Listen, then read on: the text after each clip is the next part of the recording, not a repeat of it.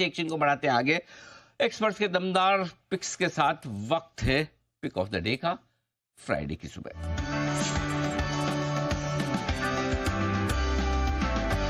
आइए, सिद्धार्थ जी का बहुत बहुत स्वागत है। सुप्रभात सिद्धार्थ जी, बताएं sir pick of the day.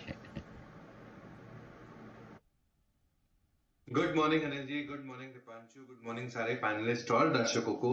Anil ji, pick of the day के लिहाज से मुझे जो लग रहा है कि लार्ज कैप स्पेस में टू व्हीलर स्पेस काफी अच्छा लग रहा है और ये है टीवीएस मोटर्स। नतीजे अच्छे थे, वॉल्यूम्स अच्छे आ रहे हैं। टीवीएस मोटर्स आज का सिर्फ नहीं रह सकता है, एक दो दिनों का टारगेट शॉर्ट टर्म दे सकता हूं। 2120 का टारगेट रह सकता है टीवीएस मोटर्स।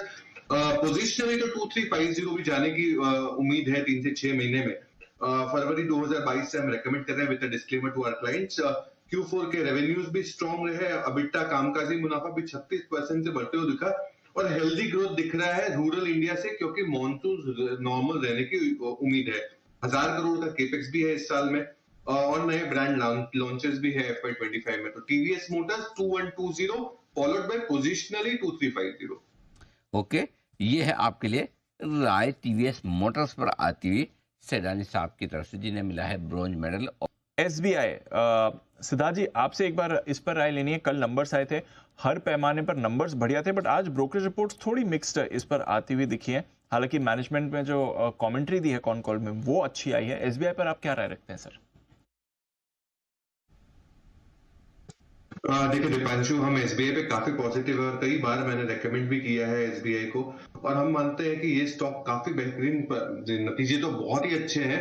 आने वाले समय में भी मैं मानता हूं कि एडवांसेस ग्रोथ काफी अच्छे रह सकते हैं और एसबीआई पे हमें लगता है कि हमने जो टारगेट भी रिवाइज किया है वो 942 का किया है।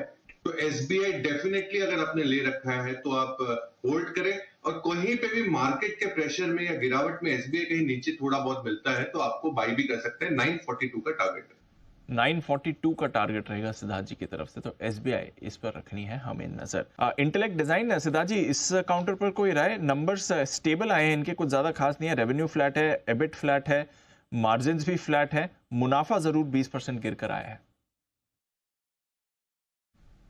मैं ये कहूंगा दीपांशु की नंबर्स मिक्स बैग है। मुझे लगता है कि ऑपरेशनली मुनाफों में तो कहीं डिसअपॉइंटमेंट दिख रहा है, but overall mix bag numbers है। इनके पिछले क्वार्टर के नंबर्स मुझे काफी अच्छे लगे थे, तो इस क्वार्टर में इन्होंने मिस किया है, बट ओवरऑल स्टॉक का परफॉर्मेंस काफी अच्छा है। अब मैं मानता हूं कि अगर लंबे समय के लिए अगर आप होल्ड करना चाहें तो ये स्टॉक पे बने रह सकते हैं, क्योंकि आने वाले टाइम में इनके क्वार्टरली नंबर्स इंप्रूव होते हुए दिख रहे हैं, तो आप इस पे बने रह सकते हैं। मिक्स्ड रिजल्ट्स है। ओके, मिक्स रिजल्ट्स हैं पर बने रहिए। इंटेलेक्ट डिजाइन, ये है आपके लिए काउंटर पर राय आती हुई। आइए कुछ नंबर्स जो आज आने वाले हैं उसको भी आपके लिए हाईलाइट कर दें सिद्धार्थ जी। एक तो टाटा मोटर्स आने वाला है आज नंबर्स के साथ। कल काफी एक्साइटमेंट था इस स्टॉक को लेकर, वीक बाजार में होल्ड आउट भी कर रहा था। टाटा मोटर्स पर एक बार आपकी राय लाऊंगा और नंबर से कोई की एक्सपेक्टेशंस हो तो वो भी बताएं सर। देखिए दीपांशु, टाटा मोटर्स पे अभी हमारे कोई एक्टिव रिपोर्ट या टारगेट्स नहीं है, बट हाँ एक्सपेक्टेशन है कि जेएलआर के वॉल्यूम्स 17-18% के करीब ग्रो हो सकते हैं, मुनाफा 16% ग्रो हो सकता है। ये कुछ एक उम्मीदें हैं, पर मैं मानता हूं कि जिस हिसाब से इन्होंने डीमर्जर की भी बात की है, ओवरऑल पर्सपेक्टिव से जिस हिसाब से वॉल्यूम्स डोमेस्टिक बिजनेस में एज वेल एज जेएलआर में जो इंप्रूवमेंट दिख रहे हैं, टाटा मोटर्स के अगर नतीजे अच्छे आते हैं तो आपको बने रहना है। कमजोर आते हैं अगर तो नीचे पे थोड़ा बहुत एक्यूमुलेशन जरूर करना चाहिए, क्योंकि टाटा मोटर्स ओवरऑल 6 से 12 महीने के पर्सपेक्टिव से एक अच्छा प्रॉमिसिंग कैंडिडेट स्टॉक लग रहा है। ओके, तो अच्छा कैंडिडेट है 6 से 12 महीने के पर्सपेक्टिव से। टाटा मोटर्स पर रखेंगे नजर, आ जाएंगे इसके नंबर्स। पहला बिल्कुल बाजार खुलने के बाद सेडानी साहब के लिए सुपर सीट।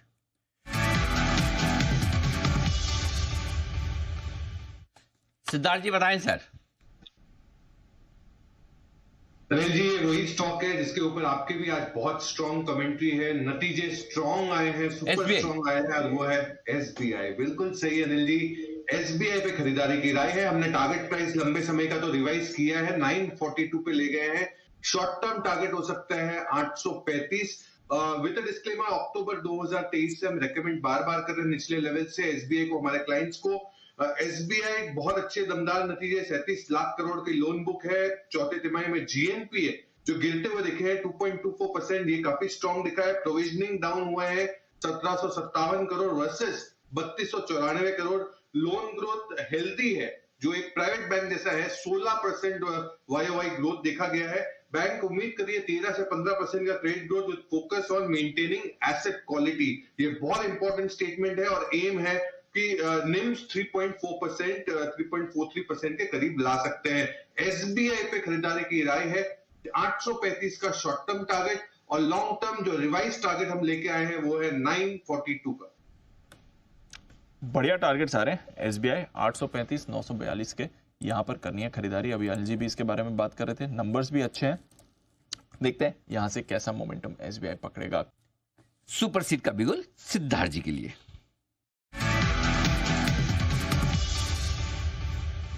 बनाए sir. Anil ji, lubricant segment से स्टॉक है और स्टॉक है Castrol.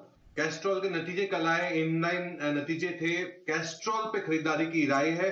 Short term target Castrol पे रखे 205 का, 205 का अभी जो प्राइस है 194 के करीब है। 205 का शॉर्ट टर्म टारगेट और लॉन्ग टर्म टारगेट रखे 250 रुपए का, 250 का। फरवरी 2024 यानी ये साल फरवरी से हम रेकमेंड कर रहे हैं फंडामेंटली रिपोर्ट से हमारे क्लाइंट्स को।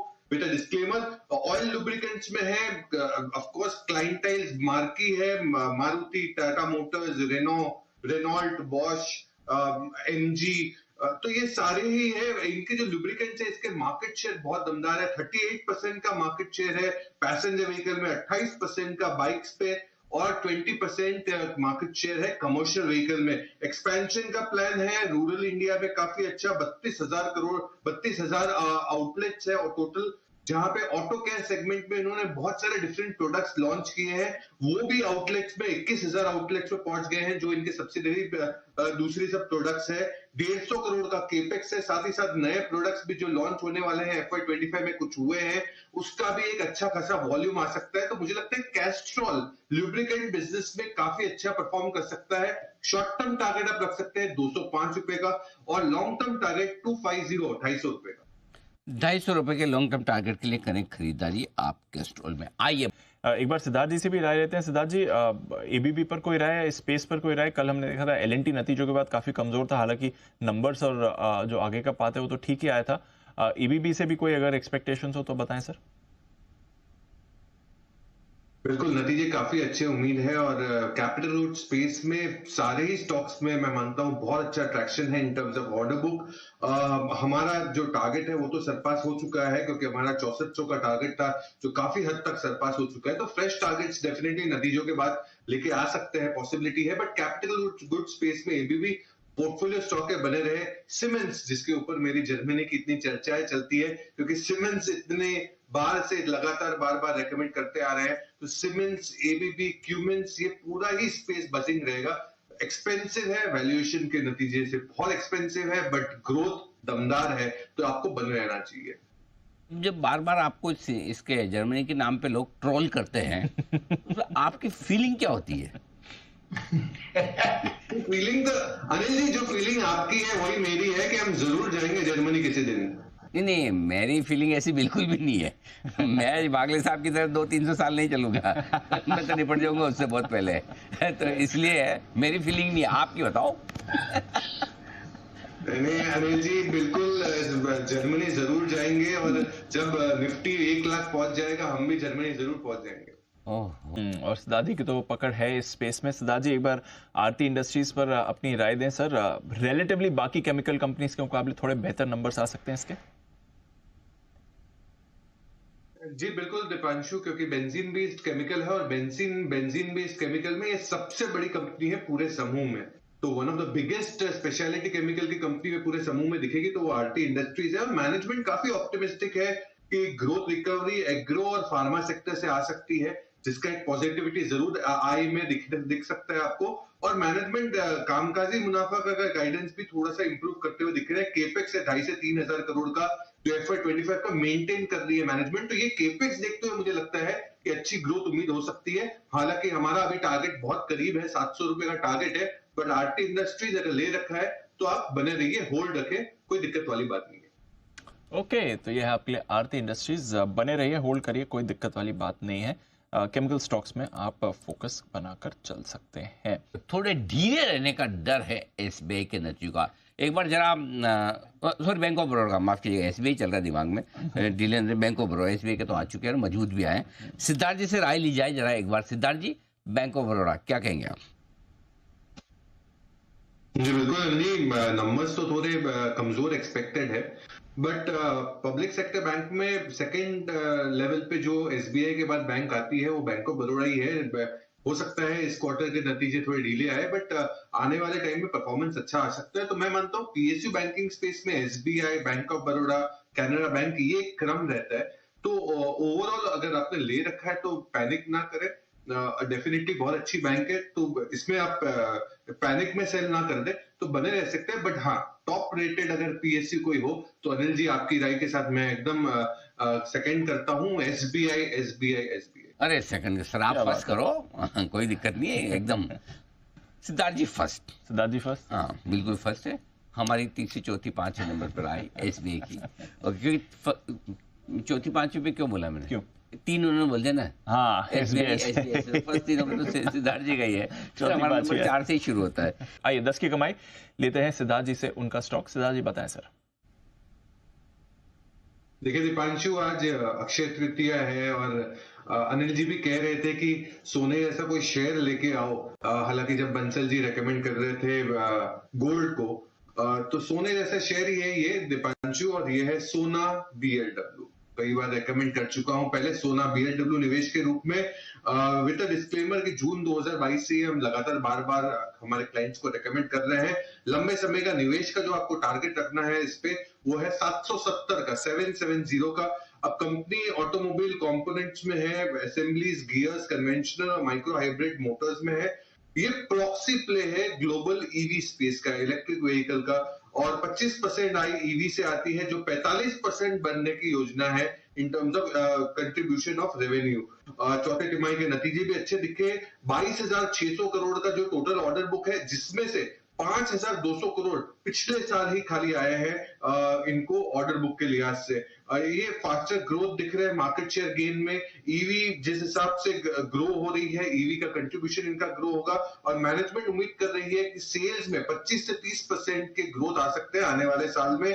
कामकाजी मुनाफा भी 27% आने वाले 4 से 5 क्वार्टर मेंटेन दिख रहा है, और ये पूरा ही जो ऑटो कंपोनेंट का जो बिजनेस है काफी अच्छा ग्रो हो सकता है। सोना बीएलडब्ल्यू, जिसे टिकर कह सकते हैं सोना कॉमस्टार, इस पे खरीदारी की राय है लंबे समय के लिए 770 का टारगेट।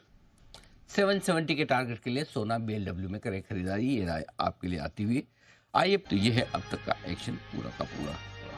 विदा ली जाए? विदा लीजिए। बिल्कुल। तो हमारे सारे एक्सपर्ट से विदा लेंगे। कुणाल जी, राकेश जी, तेजस शाह साहब और अमरीश सर, आप सबका बहुत बहुत शुक्रिया। वागले साहब, पालिया साहब और बाकी सारे मेहमानों का भी बहुत बहुत धन्यवाद आज सुबह हमारा साथ देने के लिए। बाजार मजबूत तो हैं, देखते हैं बचे हुए समय में किस तरह का एक्शन होता है, लेकिन फिलहाल इस शो में मुझे और दीप को दीजिए इजाजत। देश के प्रति सम्मान के साथ करेंगे हम शो का समापन। आइए, जय हिंद।